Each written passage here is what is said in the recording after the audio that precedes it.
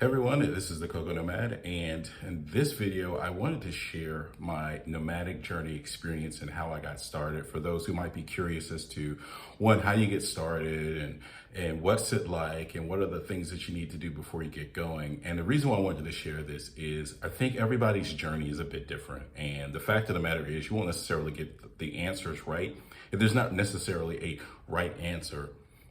I started with a full-time job and plenty of savings. I started traveling as a part of a program called Remote Year in 2016, and my goals were different at the time. In fact, I didn't expect to spend, 5 years later, almost 6 years later, to still be doing this. I thought that I was just going to do this 1 year of travel, and then I'd go back to my home country and do some things locally. I had some plans to open up a co-working space, and I was going to continue to work the job that I had, and it was great.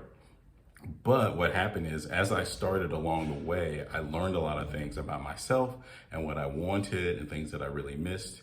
And so I decided to just keep going. So it changed everything. And then some other bumps happened along the way. For instance, I started with a full-time job with no intentions to quit. About 3 months into it, I did end up leaving that job. And then I also had a client on retainer that I did some work for. It was about 20 hours a month. Worth of work, and I ended up losing that client a couple of months later as they decided to just move on. They weren't going to support the product that I was supporting anymore. So that also threw a wrench into the previous plans that I had made. So that's the thing about planning, is you can plan, but you still have to be aware that things can change. You look up and what you'd planned on and what you counted on or not going to continue. So just want to leave you with that and say it's really important to have a mindset of flexibility and plan for the worst and be ready for that, but don't count on your situation to always stay the same, because it just won't.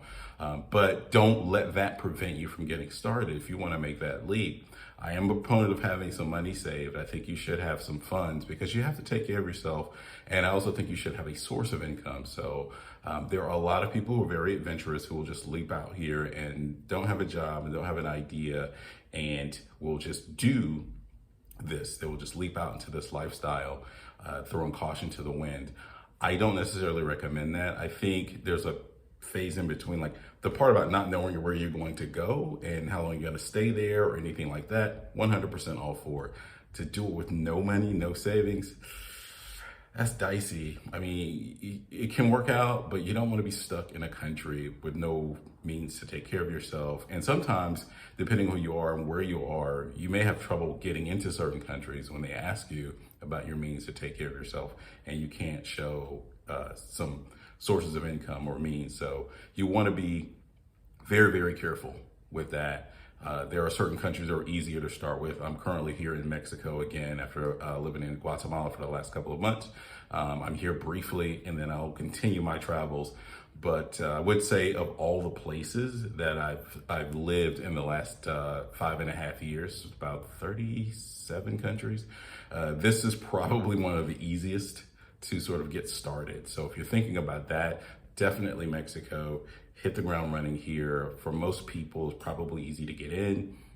I didn't even have to take a PCR or antigen test this time to come in. So they're not even very strict on those types of regulations either. So you can, and it's not very expensive. Now I'm currently in Playa del Carmen, which is a bit more expensive maybe than some other places that you can go within the country. But the country's huge. There's tons of states. They all have the different personalities. So they're worth checking out. Definitely would recommend that. So this is not supposed to be just like recommendation for Mexico, but I'm just saying that if you were going to start somewhere, this isn't a bad place to start. If you're from the US or Canada, it's pretty close.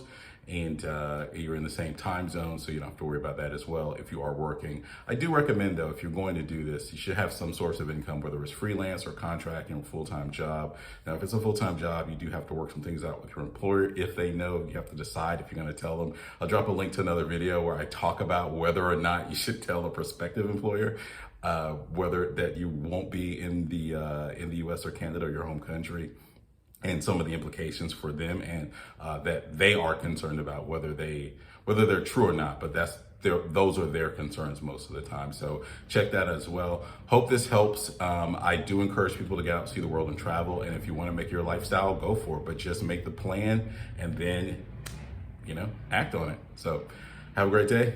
Have an amazing time. Cheers, and I'll talk to you later.